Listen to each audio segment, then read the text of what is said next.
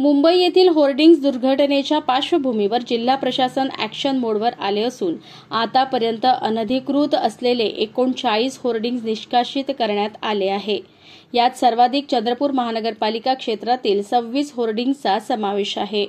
मुंबई येथे होर्डिंग्ज दुर्घटना घडता जिल्हाधिकारी विनय गौडा जीसी यांनी तातडीने मनपा प्रशासन, नगरपालिका प्रशासन, जिल्हा परिषद, रेल्वे विभाग, जिल्हा माहिती कार्यालय व इतर संबंधित यंत्रणेची बैठक घेऊन अनधिकृत होर्डिंग्जवर कारवाई करण्याच्या सूचना यंत्रणेला दिल्या। त्यानुसार आतापर्यंत जिल्ह्यातील 39 अनधिकृत होर्डिंग्ज काढण्यात आले असून उर्वरित होर्डिंग्जवर कारवाई सुरू आहे।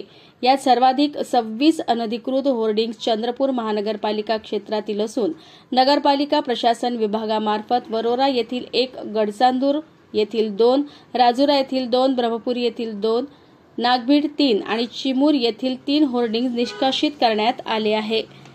आपापल्या क्षेत्रात जे अनधिकृत होर्डिंग्ज आहेत ते तातडीने काढावे, तसेच ज्या होर्डिंग्जना परवानगी आहे ते सर्व नियमानुसार व नियमित आकारात आहे की नाही ते सुद्धा तपासावे, अशा सूचना जिल्हाधिकारी यांनी संबंधित यंत्रणेला दिल्या आहेत।